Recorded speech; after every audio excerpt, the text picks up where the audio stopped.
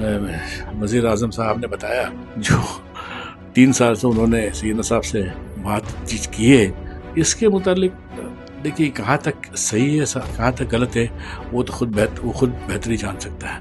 उसके लिए तो हमें तो कुछ मालूम नहीं है, ये तो पहली बार उनसे सुना है हमने। मेरी पर्सनल राय है तो भाई इस बात से लेके मैं उससे इत्तेफाक नहीं करता हूँ, मोदी सरकार को इस बात पे इत्तेफाक नहीं करता। आज हम बात करेंगे उस मुद्दे की जिसने देश भर में मुस्लिम समाज के भीतर एक नई बहस और बिखराव को जन्म दिया।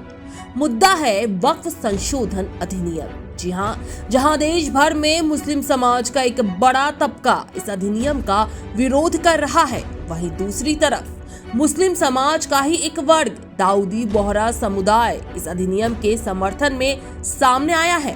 हाल ही में बोहरा समाज के प्रतिनिधियों ने प्रधानमंत्री से मुलाकात कर इस संशोधन के लिए उनका आभार जताया और बस यहीं से इस पूरे मामले ने और ज्यादा तुल पकड़ लिया।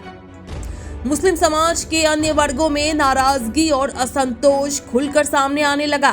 कोलकाता समेत कई जगहों पर बोहरा समुदाय के बॉयकॉट की बातें कही जाने लगी। कुछ संगठनों ने तो इस बहिष्कार को सार्वजनिक रूप से समर्थन भी दे दिया।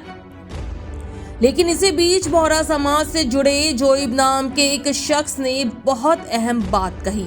उन्होंने कहा, इस पूरे मामले को गहराई से समझने की जरूरत है। किसी निष्कर्ष पर पहुंचने से पहले हर पक्ष की बात सुनी जानी चाहिए। मैं व्यक्तिगत रूप से प्रधानमंत्री के पक्ष में नहीं हूं। मैंने उन्हें सपोर्ट नहीं किया, ये उनका व्यक्तिगत मत है। इसे पूरे बोहरा समुदाय की राय मानना गलत होगा।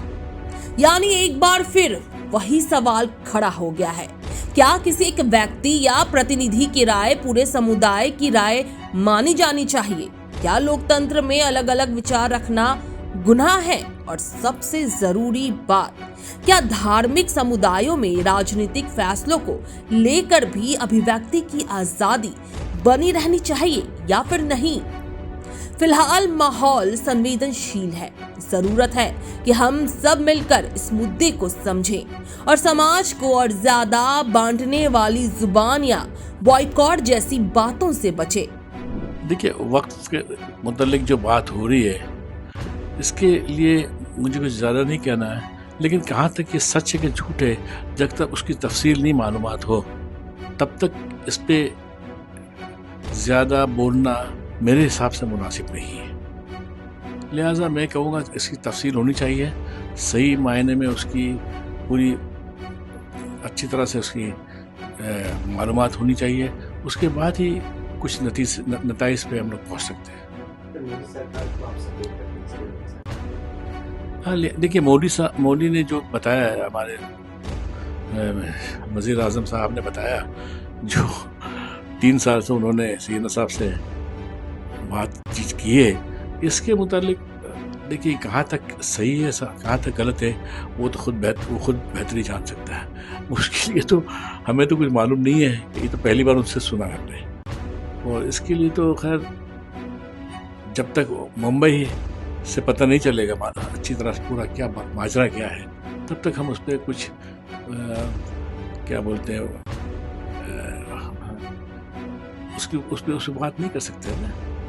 लिहाजा मोदी साहब की जो बात है वो उसकी पर्सनल है, वो कहाँ तक सच है कहाँ झूठ है वो तो सब अच्छी तरह वाकिफ़ है, उसकी बात से तो अच्छी तरह सब लोग वाकिफ़ है, वो कैसा क्या बोलते हैं नहीं बोलते हैं। पर्सनली अगर बात की जाए तो आप मोदी सरकार को सपोर्ट नहीं करेंगे? पर्सनली सबको देखिए, मैं तो हाँ, मेरी पर्सनल राय है तो भाई इस बात से लेके मैं उससे इत्तेफाक नहीं करता हूँ, मोदी सरकार को इस बात पे इत्तेफाक नहीं करता हूँ। इस प्रकार से बहुत सारे मैसेजेस आ रहे हैं, उस पर आपकी क्या टिप्पणी है? देखिए, सब अपनी अपनी राय सब करने का हक है हर को।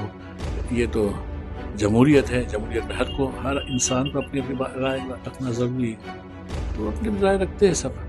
लेकिन ये है कि जब तक इसके तह पे नहीं जाके पता नहीं चले क्या बात सही है नहीं है, उसके पहले किसी बात को लेके इसकी क्रिटिसाइज करना, उसकी मजम्मत करना मेरे लिहाज से सही नहीं है।